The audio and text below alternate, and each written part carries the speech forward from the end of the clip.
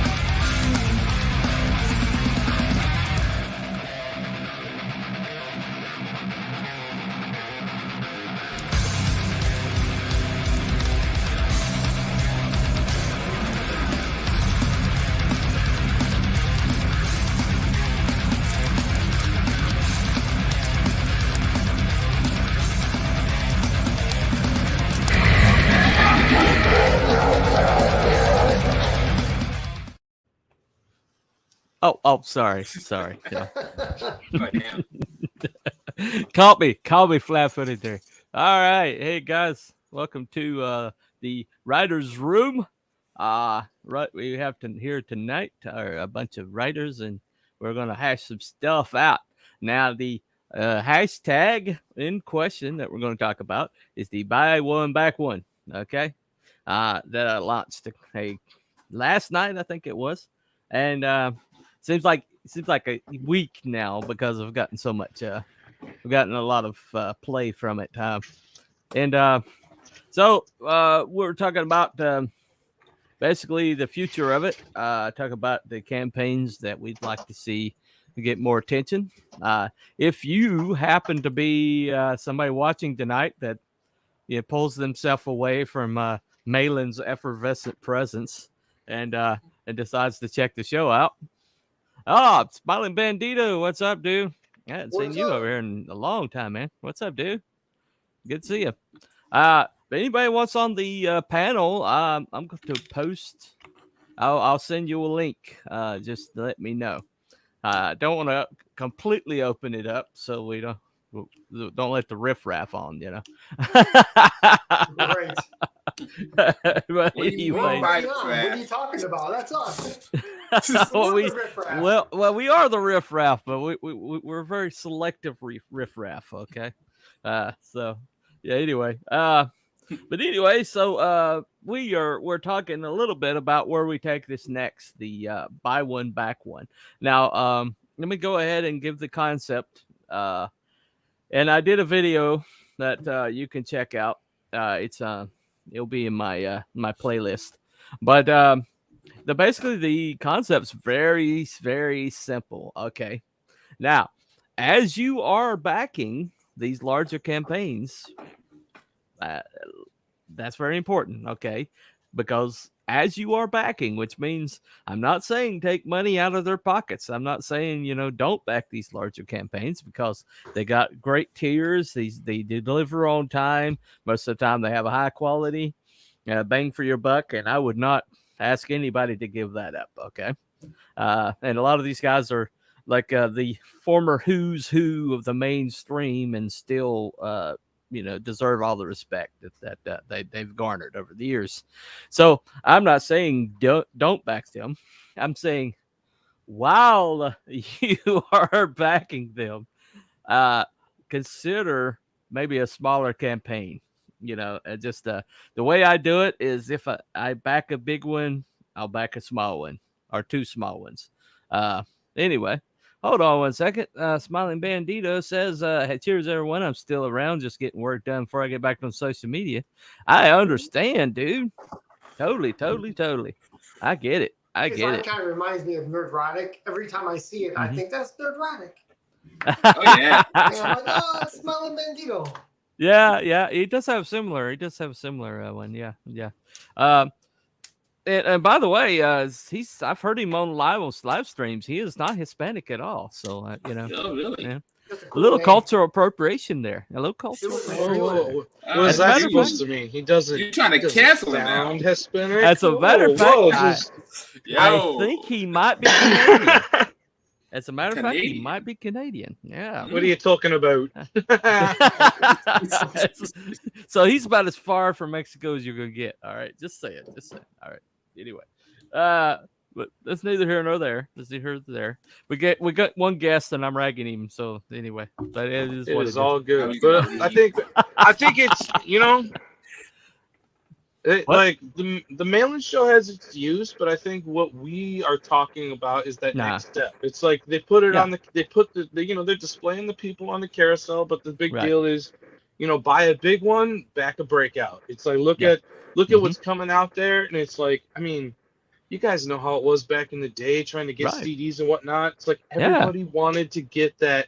Mhm. I'm gonna probably get some sneers, some cringes, whatever. But like I Right. remember Right. buying the Papa Roach first album when it Yeah. was $3 on discount, and Right. now Right. it's like, people are like, oh man, what do you mean? It's like you find those artists at the time when they were coming up. It's like So a little correction here. My icon's older than Nerdrotics, to be fair. Oh, okay. Ooh, Gotcha. I believe it. Oh, so oh, so So, Nerdrotic but you know, is. Yeah. Here's the thing, though. With the buy one back one, and Yeah. then the breakout. The one Uh-huh. thing we need to make it all come together, and at least in my opinion, would Yeah. be an image. Mhm. Like whether it's I wouldn't say it's a logo, but it's one image that wraps that whole thing up into that idea. Right. Right. And I don't know what that is. I don't know how that would look. But Well, that's the thing you can retweet. Well, this With- is my with your this is hashtag. my idea. Okay. Remember the old record shops? I think this is where Wyatt was going with this. Now, when you went into an old, this might be before your time, Aaron. There used to be like dedicated shops for music, dedicated shops for all this other stuff. Okay. I know about that. Yeah. Okay. I watch Your history channels. You watch There you history go. channels. Okay. All right. Film reels of it. Yeah. Dang. Back when Zoomer. you had to crank up your Victrola. I thought Thank you you, said thank you, Zoomers. I swear. When you had to Craig wind says up the Craig said vinyl player. ouch. So Craig says ouch. Anyway, so okay. But when you went into these shops, right? There was like these, there's like these boxes, and you went, you had like the big things were on the main end cap, right? Like the top 10 or whatever the radio was pushing. But then you'd have all these boxes and boxes of albums that you could go through, look and see, find some cool album art or whatever. And you would buy like the big top 40 hit because you wanted to know what people were talking about, or you wanted to get the one that you heard on the radio. But while you were there, you would choose maybe a smaller album or an album somebody you hadn't heard from. You'd discover somebody entirely new. You'd go over here. You get like the latest from Bryan Adams, and maybe you sneak over here and get a Government Mule, or somebody like that. But not that you guys would ever get Bryan Adams. But anyway, just a suggestion. Yeah, it's Alrighty. like that. The females love Bryan Adams. I'll just say that right now. Yeah, So yeah. They just really saying. did. They really did. Yeah. Okay. The singer? Bryan Adams said the females love Bryan Adams. So. You'd put that on if you were like had a female over, She'd be like, "Oh, everything I do it for you." Okay. Not that. Oh yeah, they eat that shit up, man. They love that shit. Yeah, I'm Oh, putting yeah. out tonight. Anyway. My aunt had that at her wedding. Oh no! But it was an operatic singer, and it was the funniest thing. Because he wasn't a tenor. He was a baritone. Oh man, Aaron's smile's going away. I think we're getting Oh. close to home there. Aaron's like So, the smile is slowly fading. He's like, oh man, I feel seen. I feel seen. I feel like He's like- we're a bunch of old people right now. I just remember the like going in there, kick. and my Yeah. aunt was Oh. like I don't know, Yeah, she you're was right. kind of a floozy back then anyway. Right. So- Okay. Aaron's like, I'm out. So Oh man. Get back on here. but You Anyway. lower our median age. Cut it out. It was kind of. I remember she was like a floozy anyway, but there was like this operatic singer in this. Right. You know, he was in like a weirdly. I mean, I don't know. He looked like he belonged more to Macarena concert than he did Oh wow. like a wedding. And he's like, everything I do, I do it for you. And I was just like, that is the flattest I've ever heard that song. I'll tell you, I don't think I've ever been to a wedding where I've thought this makes sense. Confirmation that yes, Smiling Bandito is indeed a Canadian. Ah, there you go. There you go. I told you. They're so sappy. Weddings are so sappy, and I just go, and they make them more sappy with shit like that. Oh, Right? okay. This is truth. I could show you like actual evidence of this. All right. A lady of my acquaintance wound up at the end of the day when she finally passed on. Thank God for all the eligible males. Why did you need to bring She up had 8 that she was your acquaintance, and then you're like, she passed on?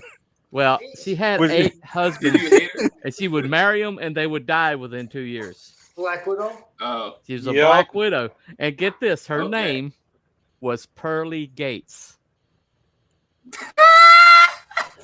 On her license. That was her name. It was her maiden name, and she kept going back to it, and her name was Pearly Gates. I would have not. Yeah, I'd have been like, you know that's a what? sign.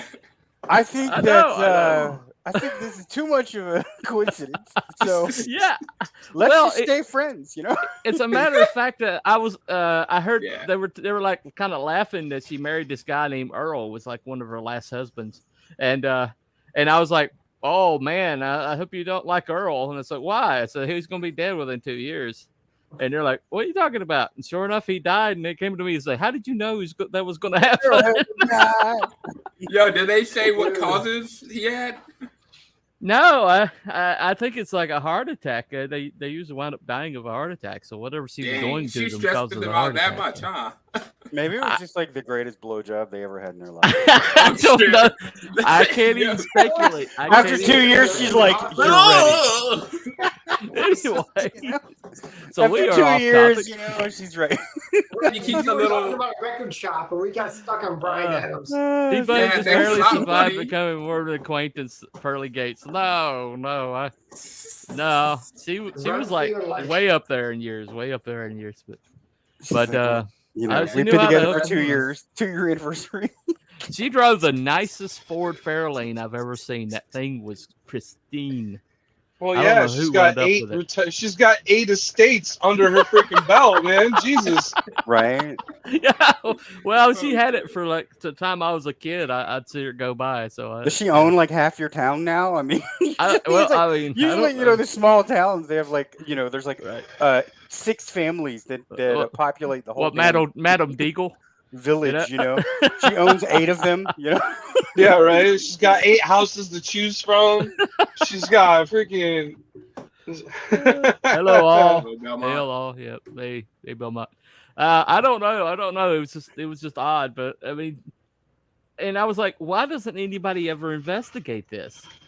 And it's like, and everybody's like, I don't know. And it turns out she had like 4 nephews on the sheriff's department or something. Shocker. She must have had some I good grew cops. up- There's this town called McClenny in Uh-huh. between Lake City and Jacksonville. Yeah. And it is literally, McClenny was literally created by criminals. It's a town that quite literally, you can look up the Right. history of it, manifested because there were 3 like prisoners that were lifers, and the train like wrecked, it crashed. They made a town in between Jacksonville and Lake City. That was McClenny. Up until the 90s, Yeah. it was so corrupt. Like Right. they paid the Jacksonville the flight department of the Jacksonville Police Department Mhm. not to fly over certain areas. Oh. Because they Wow. started, what they did is that in the 90s, my dad was actually part of this initiative because he was a mechanic out there for the police, and they put in FLIR, forward-looking infrared, on the helicopters. Right. Mm-hmm. So they would pay them to either turn it off or Yeah. go the other way. And then Wow. finally, somebody pissed somebody off. I think what actually happened was they Uh-huh. went too far. Yeah. And somebody from Jacksonville, one of the drug dealers from Jacksonville came in and Yeah. moved in on their marijuana ring. Ah. They welded his car shut with him in it and set it on fire. Oh wow. Whoa. Yeah, that'll get you to turn on the FLIR Makes pretty sense. quick, won't it? Makes a lot of sense. They're like, all right, mother truckers. So after that happened, Yeah. there was like a gang war, like a territory turf war kind of went on Wow. for a bit for Baldwin, because Baldwin is in between Jacksonville and McClenny. And McClenny, basically what ended up happening is they held off the Jacksonville turf war and the police and everything. What was Wow. their doom is Yeah. that this guy I actually went to school with was Mhm. part of the family, right? Yeah. He was dumb as dog shit. They paid him a few $1,000s to go with like 6 barrels of marijuana. They were going to start trafficking down south. So he was going to Orlando, driving in a brand new truck at 120 miles an hour. So they pulled him over and were like, "What are you carrying?" Yeah, make no mistake, it might be Florida, but it's still the South, man. Man. I thought I saw crooked stuff in Mississippi, but man, this takes the cake right here. There was like, it was bad. Like there were regularly, like if you went past the curfew was supposed to be in this small town. Curfew was 11 o'clock. Yeah. And the people out after 11 o'clock had to pay the toll. And if you were a pretty girl, the toll was basically you had to fuck the cops. Makes sense. Wow. That makes sense. What? Oh, he's from New Jersey. Never mind. He's from New Jersey. Aaron's like, what you talking about? That's what I would say, man. I just watched a lot of crime dramas and stuff. Yeah, New Jersey. That's like Tuesday in New Jersey. I was like, I mean, depends on if you're in graduated. a college town or not. I graduated, right, they're like, right. "Do you want to stay here? We could get you a job here." I was like, "I'm out. I'll see you guys later," and I will never come back. Anyway. I won that one. I don't know how we're going to get Yes. back on topic after that. Jeez Louise, man. I won, back one, gentlemen. I won back one. Okay. Shoot. So going back to your record idea, your record thing, they actually do that with Spotify now. It's like usually you have like random playlists. Say you want to listen to the Beatles, they play the Beatles for like 2 to 3 songs, and then they play something like the Beatles to get you interested in something else. It's a really good mechanic, and I think that we need to be doing that with comics. Only we don't really have stuff like that, do we? So it'd be sweet if we could do like a value pack, man. Like if you had like 5 random, just like at the comic shops, like 5 random comics, just boom, boom, boom. Like some. The problem is everybody has their own IP. Everybody's IP would have to sign into each one of those. A conglomerate, because like the reason why the companies can do this is because it's DC or Marvel, right? Right. Marvel that's under one umbrella. You're like there's 5 people in here. This is 5 different or 5 separate companies. Well, see, they did that with the Liberty distributor deal, and after that was over with, they bundled those together and tried. Yeah, the Liberty distributor deal was fake. Okay, but they still had they still printed all these comics, and so they sold them as a bundle, and I so it was like this great bundle deal. I can't remember how much it was. It was like $50 or something, but it was like for 8 comics, and it was like various comics across Arrow. It had God's Head was God's Hand is in there from Crawdaddy. That's a good one. Only Death Can Save Us or whatever. Yeah, Dante Figaro. Yeah. And it had like Only Death Can Save Us, which was a really, really impressive one. But it had like I think that's Rod Looper maybe. Only Death Can Save Us. But the thing about this though is that if you do this and you sell these at a lower price, a bundle, then people who are gonna back the campaign when it comes out, they might actually go, "I'm gonna wait." Yeah. To get in the bundle. Well, what they did though is they had like just the number ones in a bundle.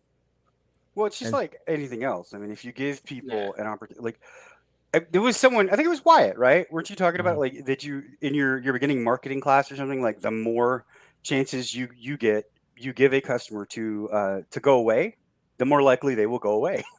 So Right. if you Absolutely. keep making them click another button, they're going to leave. And if you keep making them buy another book, they're going to stop buying. Well, it's either they're going to click on they're going to click and then just give up, or they're going to click and they're going to find something else. And that's kind of like, I mean, I like the CG1, CG Now idea, but the thing is like, for you, like, if we're being selfish here, it's like you want them to find you specifically. You don't want them walking through the store, seeing 35 other books, and then like, oh, I got all these in my freaking grocery bin here, and oh wait, what was I looking for? Oh well, I'll just check out now. I mean, you guys remember like Toys R Us? Remember Toys R Us? Like when they were, I mean, obviously years and years. I'm showing my age, but oh well. Yeah. But like Toys R Us used to be when you walked hold on a second, Aaron. Toys R Us was a toy store. Okay. I loved Toys R Us. What are you talking about? All right. But do you remember like when you walked in, the first 2 aisles were the most popular toys in the store? Yes. Right. Because like as soon as you walked in, you had to walk through them to get to the rest of the aisles. That's how they built it. And those were like when I was, those were like Transformers, those were Star Wars, those were, you know what I mean? I don't know what they are now, but they were those. And and they didn't, and just like he's saying, like they didn't want you walking through everything else. Like, look, here it is right here. Exactly. Because if you see it right when you walk in the store, flexing. We still have Toys R Us in Canada. Yeah, whatever. I mean, we have them in the U.S. too. You also have communism, so there. Yeah, you have that like, God, what is that guy say? Their minister or whatever? Justin Trudeau. Mr. Trudeau, because he sure as hell don't tell the truth. What, the minister of truth? But the Cofair, come on. It's beautiful. Yeah, anyway. But that's a lot like how it is in Barnes and Nobles, because once you walk in there, all the books on to the right, but in the very front, you have the most popular books that have come out throughout history. And they even have like graphic novels on the side, and it's their own thing. They prop it all up. And manga is like every store does that. You walk in, as soon as you walk in, they're like like you're saying Barnes and Noble, they have those like I don't know, little kiosk looking things, they're like little small round tables in the middle of the floor. And those are usually like the best sellers, or like if they have an author and they want to sell all their books, they'll have them on there, Right. Well, there was supposed to be a virtual storefront that somebody was like creating, and I was kind of excited by that idea, and it just disappeared. So, honestly, that's no better than a list, but it is prettier. The problem was he didn't get any money for it, just like anything else. People that like ask for infrastructure, Comicsgate has the foresight of a turnip. So just ask Indiegogo, right? Not Indiegogo, but Indicron. Yeah. U.S. Canada is just varying states of fascism right now. We're just better at it for now. It's true. True. I tell people I'm like, you guys don't get it. Canada's like a dry run for America. It is. Everything happens there. It's going to happen here. If it works up there, it's going to come here. It's going to happen here. Yeah. Like hopefully this election shuts it down, but I don't want to get too much into that. Yeah. It is what it is. Okay. So, if we like boil it down to the main problems here, is the main problem is there's a super highway that where comics are getting funded for like 100,000. Are we being honest? 80,000 a pop.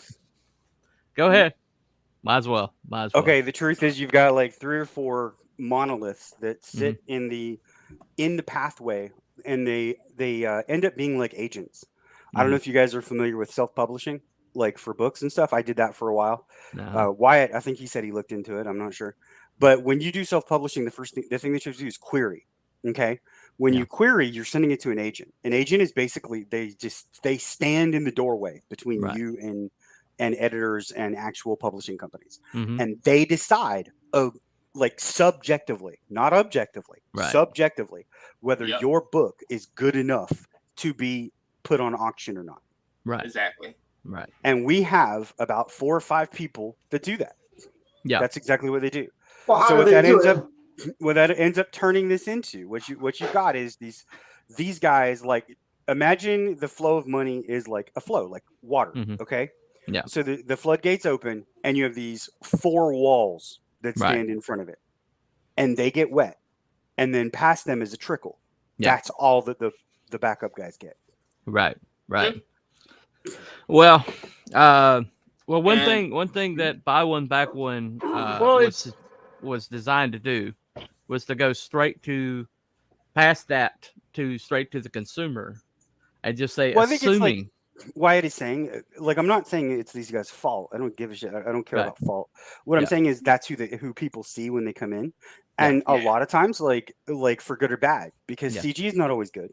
No, you can say what you want. There's a lot of bad rep about CG. Oh yeah, there it is. And you know, the people who have books that are smaller, they have to deal with that. Exactly. You know,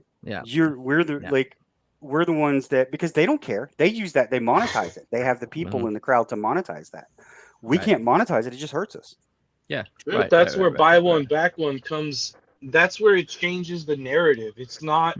It's not like we're. You know what it is. What is it right now? It's drama. It's a drama cycle. Yeah. Bad thing is shown. React to bad thing. You're a bigot. Yeah. You're a bigot.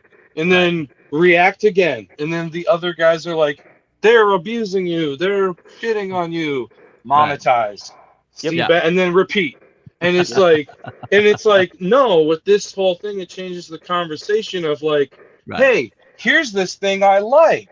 Yeah. Wait, you guys normally say you don't like anything. Well, I like this thing. Then everybody else is like, look at thing.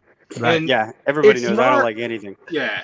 And it's not like we're saying anything really crazy, and it's not taking anything away from anybody. Right. And it, like, if we're gonna talk about parallel economy, let's talk about parallel economy. Yeah. It's like, I look at it this way. Comicsgate, the CG Kings, I have nothing against them, but I'm pretty sure they're getting bored and they'd like some decent competition. Right. So if we can elevate all these voices, like 3 guys here, Buddy Lord, Shadowpunk, Aaron Jordan, please get their books now. But like, like what I'm saying is like, if we can build that up, then it becomes this self-contained ecosystem where you have competition, positive, good competition. It's like, oh yeah, you're the writers. Oh yeah, you're the artist. Who's gonna make a better book? I think where the problem is come in, where the issue has been in the past, is that people have gone the communist route and equity route and said they don't deserve their success. Or there's some way, shape, or form they haven't earned their success. I'm not saying that with this. I'm saying, absolutely. I'm saying they're there for a reason. They've had their success for a reason. These guys have been the pillars of the comic community, and some of them are some of the greatest artists in the world, and some of them are just really cool guys that have never had their shot, and they're getting their shot now. And I'm saying, I'm not taking that away from them. I'm saying, sure, buy those books because they're great price points. They're really awesome quality, and they got really great merch packages. So buy those books. Yeah. But while we are assuming you are buying those books, maybe consider a smaller campaign. Exactly. It would be cool though if you found a way, because your hashtag is really smart. The way that it mobilizes somebody, tells them, kind of says, it's like a marketing thing. Says, hey, here's what you do, right? And if you had somebody, let's just hypothetically say, okay, it's actionable. It's actionable. Let's say EVS. Okay, he said, let's say you got him to back it, right? Not to back it, but to push that hashtag. Right. So let's just say there's a 2-year window on this hashtag until people get tired of it. I don't know if that's how it works, but but that would be the way to do it, to get it out there, make it a thing. Well, I mean, there was a similar thing.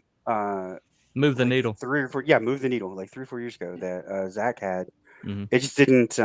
It basically got attacked by the SJWs because. Yeah. And then it turned into a whole thing like Peter Smetti almost killed himself. Because really? Yeah. Yeah. But that, they swatted him. That pissed me off. Yeah. I think there's an easy way to get these guys on, to change that kind of temperature as well. Hey, buy one, back one. Yeah. hey, this guy's got a book too. Back him. It's like instantly you co-opted that guy. Now it's like, is he gonna say no? I don't want money. I mean, no, I don't want my book sold. I mean, so it's like it's an easy thing you can turn around on people, not to be like per se like of malice or anything. It's just hey, he's got a good book too. Okay, you don't agree with me, but I guess we both agree on making money. And so now it becomes a perpetuating thing. And what's cool about it, and I didn't get to say much to you guys about it in the chat before, but what it does is whoever that originated with, see, Comicsgate needs another your boy Zach. What he was good at was being that trendsetter, being that guy, let's try this. Everybody would buy in. Right. And it's like, I think that people, that's a whole other conversation. That's a can of worms. I mean, like disconnect the man from the tactic. It's like I like the tactic. Right. There was no tactic. There was a bunch of simps following everything he did. That's the problem. Right. Well, let me get caught up right quick. All right. Hello, Wolfier. Hell Belmont. What's up, dude? I think that's Outlaw Nights, right? Looks like him. Yeah. Anyway, I'd like to put the idea in the mind to shop small as much as they shop big. Yeah. There you go. That's what we're trying to do. What up, fellas? Brian Kriskow. Hey, great 6-gun gorilla, man. Love that book. I mean, I don't know. Like for me, what's up, guys? Sorry, he's still going through this. No problem. Run. I'm done. I'm just saying, like, my issue is I have no care for drama. I have no care for the outrage. I have no care for owning the libs. I have no care for any of that.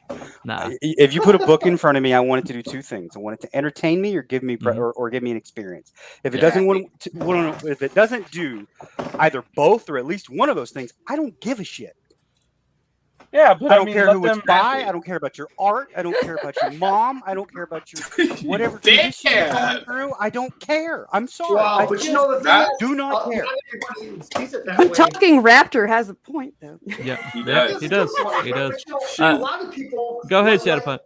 Some people like just a comic, like Buddy, right? Some people like all the knickknacks. Yeah. Some people like being attached to the drama of the creator, right? And then you're not buying a comic. No, you're not. Yeah, you're buying into the person. Let's be honest. If that's what you're doing, you are not buying a comic. You're buying. Yeah, but let's take it from a marketing standpoint of like, I don't care why you're buying a comic. Sure, I will take your money. I will take your money. I think that's the wrong thing to do. That's what Marvel and a lot of other companies have done. And guess what?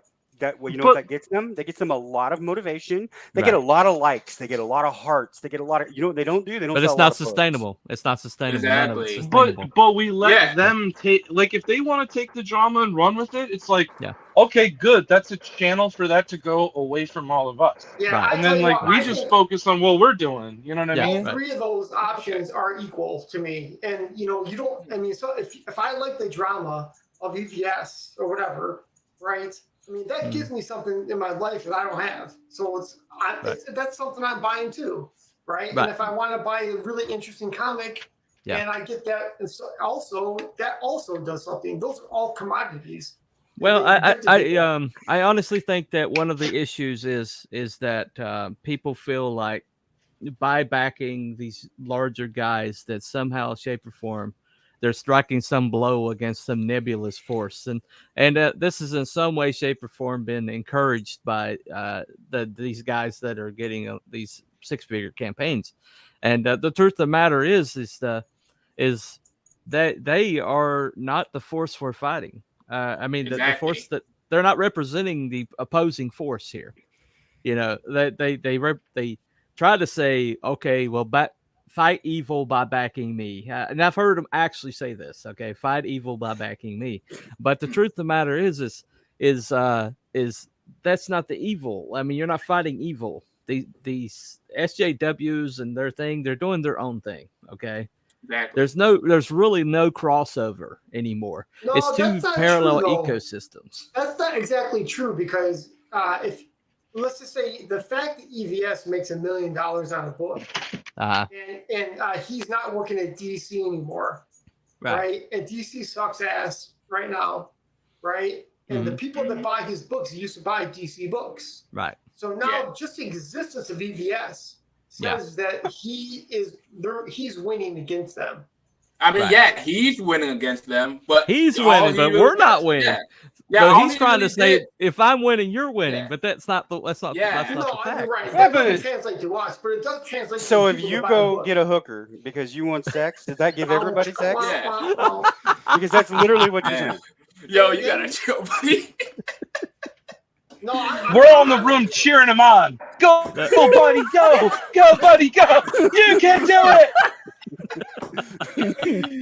I wasn't talking about us. I was talking about the backers that buy his books. I understand that. So that's why they call us backers. Give me. Well, I'm a creator and a backer, so I have both points of view, I guess. As a backer, I know what I want, and as a creator, I know what I want to do. I mean, everybody knows. You come some people have come to me with their story and run away. And even left the group. Because you know the truth. I am not the person you come to when you want something soft, and it's to deal with like writing or. There's a reason why he has claws and teeth. Okay, that's the reason why he uses that. Damn, why'd you kick Buddy, man? Accountability. I didn't kick Buddy. Buddy kicked himself. I thought Buddy was the he's a telephone CG. I'm sorry, I forgot he has he has the ability to do that. Anyway, Piper, you he just wants to be closer to Piper. I see what's going on here. I'm not doing anything. My hands are literally crossed. What's going on? You know what? You know what I forgot? Like when I went over to Maryland, I freaking had pulled out these ears just for him and completely forgot since he hated them so much. Oh, what? you forgot to do the wolf ears on Malin's show? Come on, man. I was gonna put him on just because that would have changed everything. Everything. John would have been like, "Oh my god, she's Wolfpack. I love this girl, wolf mama." Oh my god. No. He went on Ethan's show complaining that I wear those. Oh really? Wow. Why? Yeah, so I was gonna wear them just to be like, here's these wolf ears you don't like. I mean, I don't care about John. John's got he can do what he wants. But what John's the thing is. Thank you, John, for promoting some people today. That's nice of you. There you go. Yeah, he did good, man. It's like he didn't have to do that, as Ethan said. I will say this: he's like possibly if not one of the only former mainstreamer big boys that will actually do a show like that every once in a while, and will actually give advice. I mean, I'll say that, like those guys. We were saying earlier. Yeah, they've quote unquote earned their spot in years. They've earned their stripes. People always come to me and they're like, EVS came out of nowhere. I'm like, 30 years nowhere, sure. Green Lantern. Okay. No, he was on some really big books. He was a name. He was definitely. Well, that's what I'm saying. Like he's been YouTube plus comics like 30 years. Oh, it's hard to deny that he's not a talent. It's like all there. It's like if you just Google search and then just click on the image tab. It's like, as a matter of fact, there are videos of him like with his keyboard in a room at Comic-Con put on an impromptu concert in San Diego. Okay. Yeah. So we're not talking somebody. The man's an entertainer. And we're not talking about somebody that didn't have like some cachet, I mean. But I think the thing that a lot of people are responding negatively to. Speaking of cachet, Pixel Trader. But you see a lot of people getting all frustrated. They're like, I mean, even EVS has a little video about because EVS knows exactly what he's doing. Sell my book. It's like, wait a minute, dude. It's like, like they're treating this like Amway, bro. It's like they literally treat this CG like it is a pyramid scheme. It's like, well, I got these people in, so now you should back my book because I got you these sales. Funny thing about it. Okay, let me blow the lid off of Amway. This is the funny thing. I came from this is from sources inside Amway. Okay, the thing that they made money off of was not the products. These guys became multimillionaires from selling the concerts where they told people how to get rich. Oh, yeah. Yep. And the tapes that they sold and everything like that. They never actually got rich off the products. the well, I mean, main it's like company. a gas station. They don't get rich off gas. They get rich off Coke and you buying $3. It's so you can make a point to say that CG, these guys aren't really making their money off the comics. They're really making it off of these YouTube channels. That's what I'm saying. These gigantic no, their YouTube comics channels. are definitely making plenty of money. Yeah, I think they would without. Okay, I have a better example.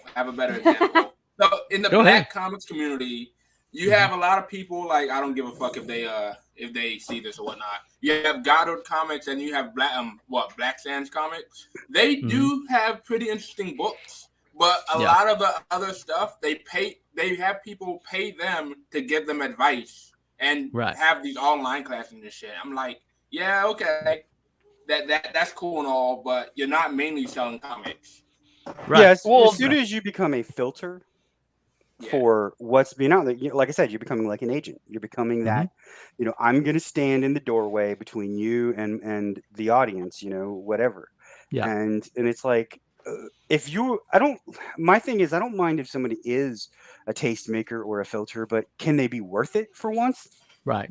Exactly. Yeah, but who says you can't be? Who says you can't bypass that filter? Like, I mean, that's what's great about. Like, we're literally doing it right now. It's like, that is supposed to be what CG was. That's why Bancroft was jumping on it. He's like, yeah, this is legit. This is sweet. Like, freaking hell yeah.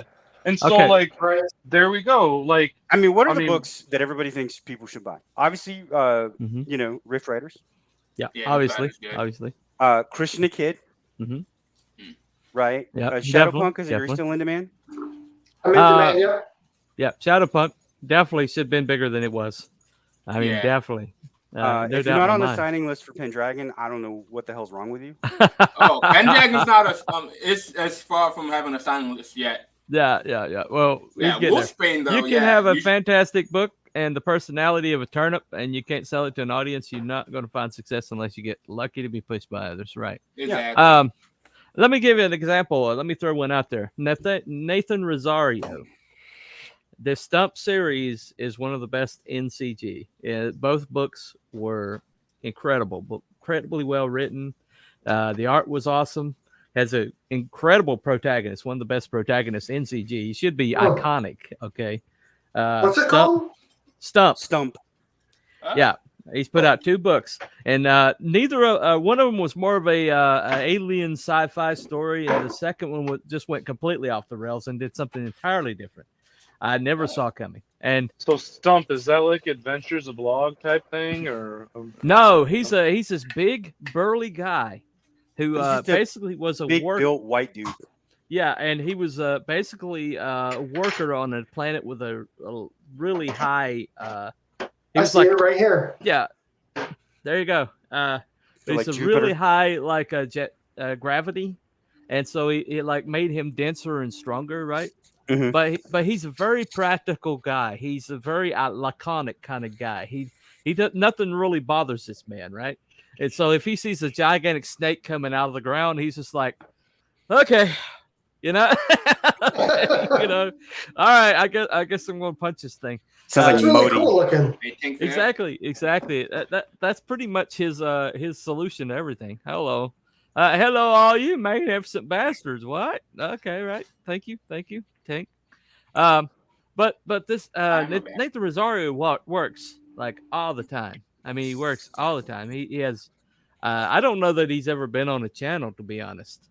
But this book really should be one of the top ones in CG. Okay. I think one of the things that CG needs to learn is that, like, you need to find, just like in self-publishing, one of the biggest things that they talk about is one of the lessons that you go through is you have to learn the entire process of publishing better than the publishers know it.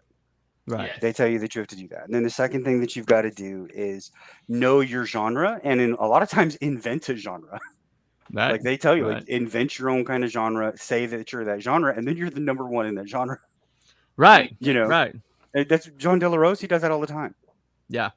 Buddy makes it sound so easy, man. I'm the one. You just gotta do this. Hispanic from northeastern Illinois State. Right.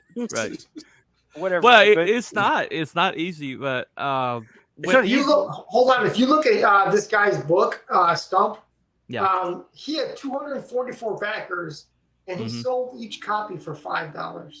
Yeah. Yeah, that's one of the things that he had it. Didn't he have it done before? Like it was a redo. His last one was like a redo deal. Yeah, his first he did remaster his first one. Chat was Tank in. I don't know. Really he's either in Belmont or Luke. I don't know which. All of them. He says yes. All of them. Yes. Okay. But anyways, what I'm saying is like you need to know what your genre is in order to find your audience. Right. You know what I mean? Like if you are, quite frankly, there are people that enjoy fantasy. They'll watch Lord of the Rings or whatever if it's on and it happens to be there, but they're not going to go look for it. Right. And if they're not going to go look for it, they're probably not going to act on it. You know? Right. And so like within Comicsgate, it's like like fantasy, sci-fi, the kind of speculative fiction fields don't really do well. No. True. Most of what you're looking at within Comicsgate crowds are cheesecake and kind of like niche superhero. Right. Sure. Okay.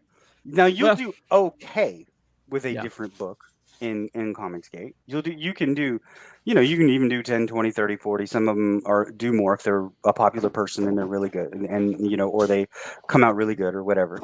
But I think what we've got to find ways to everybody needs to find ways to get outside of that. Exactly. Right. Well, so out of curiosity then, buddy, what did you do to get your book out there then? Well, my book has been in development hell. Yeah. And is 2 pages from being done now. That's pretty good. Nice. So finally, we're about finished, and then we're going to pre-press and lettering and all that, and then we're hoping to be done within the next month. You know what I mean? Right. But my understanding is that, like when I have kind of a deal with Neff, and Neff is helping me with the distribution because that's the deal we signed on for. He said, I'll just give you the money and you can just pay me back, or I'll give you the money, we'll sign into a contract and I'll help you distribute it and get this out there. And I said, well, why don't you do that? Because I don't know what I'm doing as far as that's concerned. And he's, has contacts and media and all that kind of stuff. And he says that, he thinks he can sell 10, 20,000 books. And I'm like, all right, works for me. So let's do that. You know what I mean? And what I know is that I wrote the book to appeal to a lot of people, but that doesn't mean it's going to. I'm not, God. Right. Wait, did he say $10,000 to $20,000 or 10 to 20,000 books? Wait, this is bullshit. I thought you were. Damn it. I know, right? God. I was disappointed when I realized. You've been selling me a bill of goods this whole time. Hold on, guys. So what is your opinion of AR-13L's chances? We have no idea, man. That's the Mermaid, so we have no idea. I think it's a meme. That land calls. All right. I think it's a hardcore meme, and people love memes. Right. And it's a parody of something that's a real hot button issue right now. Yeah. I mean, I even thought it was kind of funny on Facebook. There were like Danish, like MILFs, I guess. I don't know. Right. That were coming out and talking about how like they had grown up with the actual, the actual fairy tale in Denmark and everything. And they're like, well, I heard it was this, and it was supposed to be blah blah blah. So, I didn't expect it to be like this. To be like that. Like that's not how I imagined it. Right. And they're like, I'm not against it, but it's not what I wanted. And then people, kind of blasted them for it and everything. And it's like, really? Yeah. So, I mean, you have more than one avenue. It's not like what I'm getting at. It's like, it's not just like a bunch of, as they say, you're just a bunch of misogynist, racist bastards. And blah, blah, blah, blah, blah, blah, blah. You're such an istaphobe. Yeah. Istaphobe. So, but the thing is that's going to create pressure. Yeah. And that pressure and conflict can go either way. Yeah. And that is a very actionable thing. Well, if you keep the price down, I think you can sell a lot. Well, let me. That's the difference. You have to keep the price down enough that it's an impulse purchase. Right. Makes sense. Well, this is my thinking. Okay. When I came up with this concept, my thinking is basically. There's this narrative in CG, okay, and we've all heard him. We've all heard it said that the rising tide lifts all ships. We've heard this said over and over again. Okay. And we're like, where's the water? The water seems to be like, concentrated at the top, right? So what this does, what buy one, back one does, is it says, okay, we're going to go ahead and we're going to like give it to you that people are going to back these bigger books. I mean, we're going to go ahead and just take that as the baseline. Okay. That people are going to back these bigger books because they're incredible. They look great. They got great merch packages. The creators are pretty much known commodities. And most of them have already fulfilled campaigns. And so, you're getting that book. Now, when you're getting that book is sometimes up in the air, but you're going to eventually get something of quality. So it lowers the people's fear of buying. Okay. But by saying, okay, all right, while you've got your wallet out anyway, while you are doing this, so while you're in that buying mood maybe take a look at these other campaigns that are under 10K or under 8K, under 5K in some circumstances, and that could use that boost. Mm-hmm. And we're not even saying, okay, boost them at the highest tier that's possible. I mean, say just do a digital or whatever. Exactly. But that's where it's like the framing is important because they got the wallet out, they're right there. Yeah. And instead of like, well, they're almost, it's like, you don't want it to, like, because sometimes people do charity, right?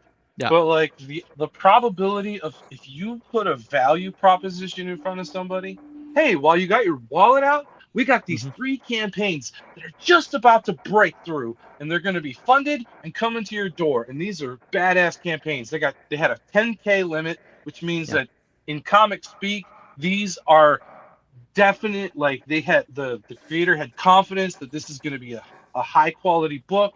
You're going to get high quality stuff, and here you go, check it out. You know what I mean? Instead of like, well, they're almost there, and you could just give them a little bit of charity, like help little Snuffy get over the line. It's like, oh man, it's like the framing. You kind of like everybody wants to put their money on the winning horse, right? So it's like that's where it's got to be. That's a good point.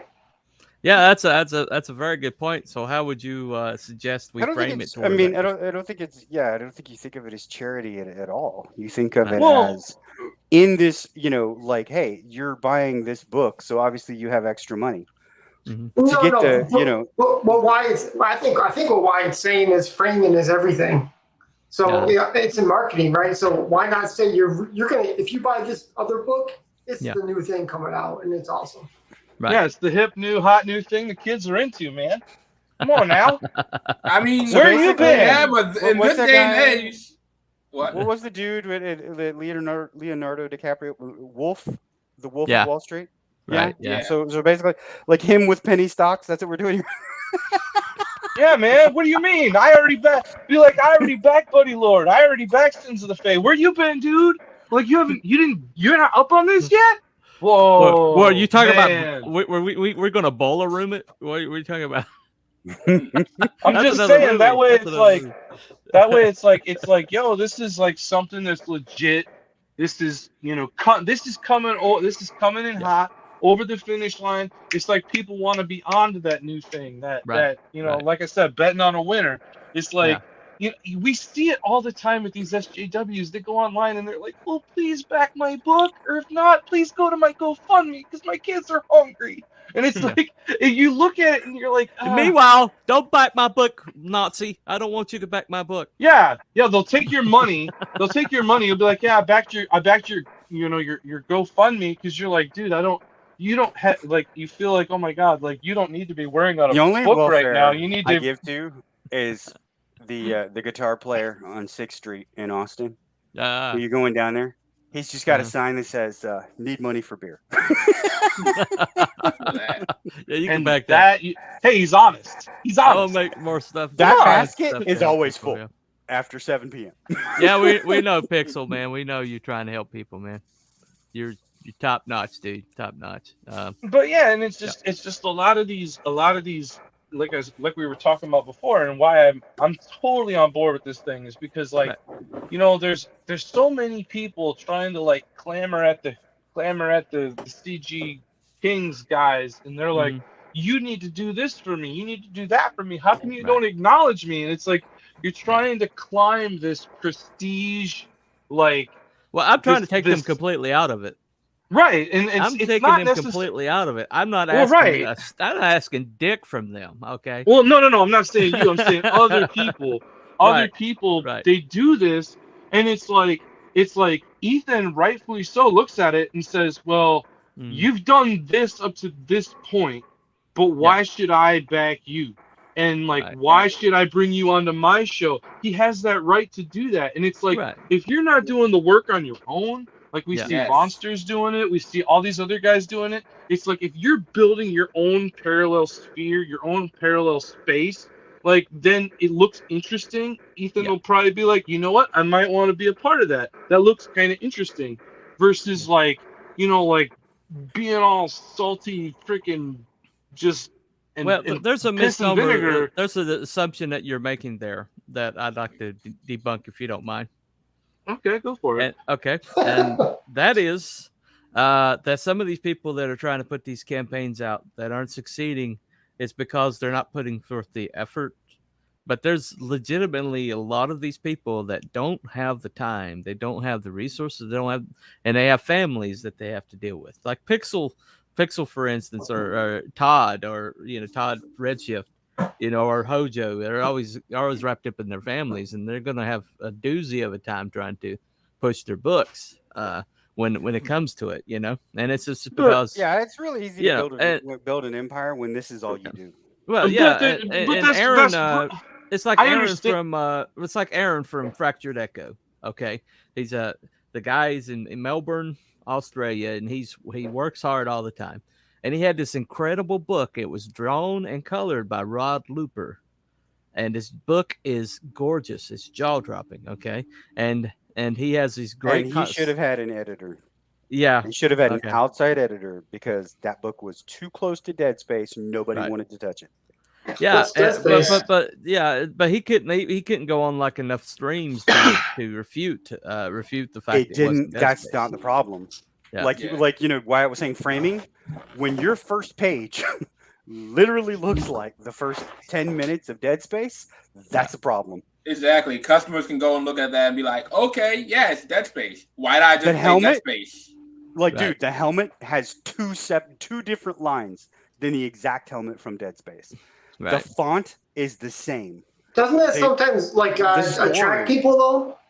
It depends on how much you do it. If you do like a word for word copy like that, then people are just gonna be like, okay, this seems like an imitation. And when they think of imitation, they think bootleg, parody, pull knockoff. Right. Yeah. And the thing is too is like, no offense, but it's like the delivery of the words, the lettering, the intro was really boring. Yeah. Okay. Yeah, but I guess my response to that would be, I mean, I get it. Everybody has their own burden to bear. And it's like, so if people are doing this part-time, and it's like, if you're really hungry and you want to get out there and get after it, I mean, okay, if you got to autonomize your time, you got to think about different things, and maybe out of that necessity comes a whole different way to do something that like brings about a return for you. It's like, you know what I'm saying? It's like, on one end, it's like, I get what you're saying. It's like people do have some sort of burdens and barriers in their life, but it's like me right now, dude, it's like, I'm so frustrated because I'm still writing like crazy. It's like, I'm moving to Miami. I got this awesome opportunity, but it's like, I'm sitting here watching stuff and I'm like, I can't start a podcast right now. I can't help you guys as much as I want to. And I'm like, it makes me want to pull my hair out. So I start feeding ideas. And Buddy's just there like freaking Matumbo. Boom! Yeah. Nah, son. Nah, son. Serve!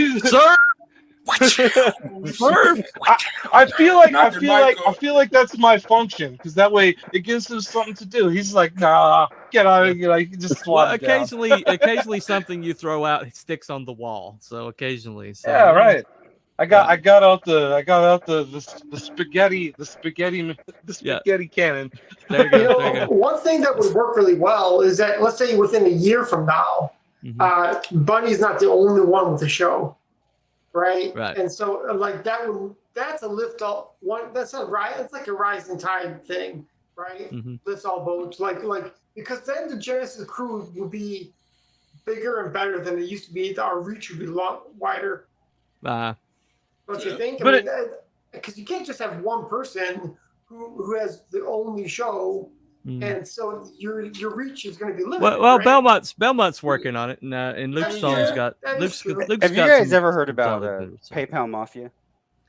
PayPal Mafia. I've heard of it. You never heard of them? I've heard the phrase. Okay, PayPal Mafia created YouTube. Created the Palantir intelligence system that we use, that the governments and countries use. They created PayPal. They created Tesla. They created, because he was part of it. The PayPal Mafia was like 4 guys. They were creating PayPal, and then Elon Musk was creating his like a competitive, the competitor to them. And they were like, okay, we're tired of competing with him. Somebody buy him out. So they bought him out, and he joined them. And then they made PayPal together. They got their money, and they went their separate ways. But PayPal Mafia, they help each other to this day. They still keep in touch with one another. They still talk to one another and help each other out. Like Elon Musk uses Palantir. Those were the 2 first founders of PayPal. That's who runs Palantir. Okay, He's the guy who runs Peter Thiel. Yeah. He's got a great book. Oh, sorry, I don't mean to step on you there. No problem. And I'm just saying, like, what CG needed to be and is not is that. Right. Because those guys did go and do their own thing, and they're not babying each other. Yeah. You know what I mean? But they do, they're in help. They do help one another. They do lift each other up, and they created them. And the way that they did that is all 5 of them, they left, but they all followed the same creed. Right. We don't make businesses that don't help people. Yeah. We don't make businesses that don't include people. And we make businesses for people. Well, that's what they do. Well, Pixel says, part of the reason I'm planning the campaign for the spring is so I can try to clear obstacles so I can make time to go sit on Malin and bring the house down. You will, man. And I'm just saying, like, if you make rules to live by and you carry those rules, then people will remember you, even if you once you disperse, then you get bigger in your own right. Right. That's kind of what I was saying. I mean, that's kind of the point. Like in a year from now, we should be in a better position to make that happen. Actually, one of the things that I'm doing with this buy one back one is some of the things that we're discussing in our chats. I'm trying to put some legs on it. I'm trying to make some kind of impact out there, and I'm listening to what you guys saying tonight, and I agree with you about the framing. We need to frame it better, that this is not an act of charity. This is an act of commerce. And that No. This is a privilege. A privilege, right. It's a privilege, right. And one of the things that I've been saying, is I've been saying that these guys, these small guys, the ones that are under 10K right now, are the future of the industry. And they're the future of American comics. And right now they're in the nascent stage. And right now, if they give up on going forward with this, then these guys right now that are dominating, these guys with these 6-figure campaigns, they are up there in years, a lot of them. And eventually, they're going to retire and get out of it, and then what's the next strata underneath, right? And the reason why comics has stalled like it has is because they abandoned the small creator. They abandoned the young Liefeld reader. talked about that like a couple months ago. Yeah, exactly. In Facebook, he said there are no. Yeah. He said basically the last generation has no great talent in comics. Right. Yes. That's what he said. Wow. Well, I'm seeing some of these smaller campaigns. Hold on 1 second. We're all up in their years. Yeah, we are. Whatever. Shut up. I'm 25. Anyway. I don't know what the fuck you're talking about. Yeah. Shut up. Anyway, but what I'm saying is a lot of the really beautiful sparks that are happening right now are happening in these smaller like campaigns like Pedro Ang, that tropical, magic comic was just brilliant, and he had the animation he did with it was genius. And the guy below me right here put a freaking movie together, a three-dimensional movie that was awesome. Took 5 years out of his time to do it, and he's doing these incredible 3D modeling. That's just genius. Aaron over here, every time he debuts something, we're all drooling. Like the Pendragon thing he's doing, and the one where he's talking about the guy is like, okay, I'm going to go back into this. I don't want to go back in this, but I should. And that one, I don't know if it was a book or if it was a part of something he was writing, but we're all just like, damn, I felt something. Buddy read it. Remember? You mean Mirren? Yeah, well, Buddy read it on stream, and we're all like, "Holy shit!" Oh, you're talking about Ibis? Yeah, Ibis. Yes, Ibis. Yeah. He's like, yeah, that script I have on the floor over here under my soda. I don't really. We all think we're just genius. Throwaway lines. Whatever. Yeah, Aaron is like the comic version of that astrophysics guy in The Martian, right? Like, dude, like played by Glover, right? Like, he gets up and he's like takes the coffee straight. It's 3 days old and crusty, and he's like, whatever. And then he's like, hold on, wait a minute, I had an idea. Right. Bunny makes a good point, and I think maybe the point he's making is that it is like a row of shark's teeth, but we have to have our shit together so that in the coming years, because if we fumble it, we won't be here in a couple of years. Exactly. Right. Yeah, we're gonna get failing TV screenwriters who suck. Yeah, that too. That too. Just think of it. All those writers for She-Hulk could be here right now. Right. That's where they're gonna go. Oh, and it's like, oh god. Why? We gotta prevent that. Why did you have to remind me that exists? I don't know. Eventually you have to go. So, like, real quick, like, if we're gonna do this buy one back one, so is that like BOGO, right? So this would be like Bobo. Yeah. Well, so no, it's just basically asking the consumer. No. I'm like talking about like if I shorten it, it's Bobo. Bobo. Like, wouldn't it be? Okay. All Dude, right. we need to have someone draw a big ass gorilla. It's like get the gorilla off the back, Bobo. Yeah. Buy one back. What do you think? Come on, man! Like a big ass gorilla on the back of Cybertron. Okay. A clown. Yeah, Bobo the clown. Bobo the clown. I like that. Defeat the clown. Bobo. Defeat the clowns! Yes! That ties right back to the She-Hulk writers thing. Defeat the clowns, Bobo. Yes! Come on, dude. I saw a review.